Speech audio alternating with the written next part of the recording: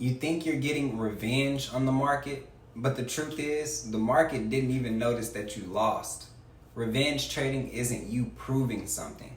It's your ego panicking in disguise. And until you confront that, you'll keep bleeding capital just to protect a version of yourself that's already outdated. This isn't about the market. It's about who you think you are when you lose. Let's unravel it. It doesn't start with the trade. It starts with what the loss represents to you, not what the setup said, what it says about you in your head. That's where your ego sneaks in, quiet, polite, but fully disguised as self-respect. You took a loss, and now your identity feels unstable. So instead of processing, you perform. Instead of pausing, you attack. You think you're reclaiming control, but what you're really doing is trying to escape humiliation. Even if no one saw it, even if no one said a word, you saw it. And that's enough, because the loss wasn't just money. It was a dent in the story you're telling yourself. And that story, it's everything, until you update it.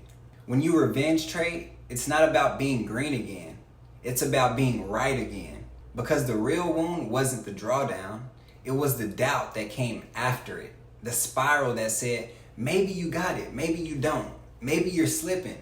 Maybe this was all luck. That voice in your head, that's not truth. That's your ego flinching, because it got used to the version of you who wins, who calls it, who's on point. And now that version feels fractured. So what do? You speed up, you chase, and you take trades that you wouldn't even consider under normal conditions. And you call it getting back. But that's not trading. That's therapy with a keyboard. And that's not strategy. That's survival, masked as execution. And survival mode has no place in a high-performance environment. You can't grow when you're flinching. You can't execute when you're overcompensating. You can't evolve when your ego's stuck in the past. So what does it look like to stop revenge trading? It's not a checklist. It's not a tip. It's a reconstruction of how you see yourself inside the market. You have to stop equating red with failure. You have to stop believing that loss changed you. Because if your identity is fragile enough to collapse after a trade, it was never real to begin with. Real conviction doesn't panic, it adjusts. Real confidence doesn't lash out, it recalibrates. So next time you take a loss, before you even think about pressing another button, ask this: am I about to respond, or am I about to react? And if it's a reaction, step back, like literally, physically. Walk away from the screen. You're not punishing the market. You're punishing your capital to avoid facing your own ego. Let's be honest. Revenge trading feels good. You click, the rush, the fantasy of redemption. That's why it's so addictive. Because there's a high that comes from trying to reclaim control, even if it's fake, even if it breaks your rules. But that high has a half-life. And when it crashes hard. Worse than the original loss. So now you're not just dealing with the loss, you're dealing with shame. And shame is where discipline goes to die. Because now it's not even about money. It's about hiding the fact that you knew better. You knew better and still did it anyway. That's when ego becomes a debt collector. And it always charges more than the market ever could.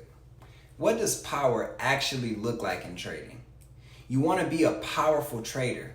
The power can't be reactive. It has to be patient, still, and surgical. Power is sitting on your hands when your mind's racing, because real power is restraint, and restraint only comes from identity.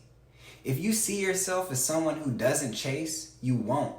If you see yourself as someone who doesn't seek revenge, you won't. But if you haven't updated that identity yet, then every single trade is a test, and every red candle is a threat to your self-image. This is your moment to flip that. Revenge trading isn't about fixing the loss. It's about fixing the fear that came after it. So if you're ready to trade from stillness instead of scars, then leave ego behind. You don't need to reclaim anything. You just need to remember who you are without the noise. You don't win by being green or having a green day. You win when red doesn't move you.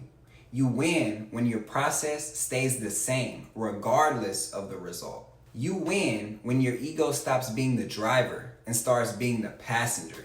Let this be the last time you let the market pull you into a war with yourself.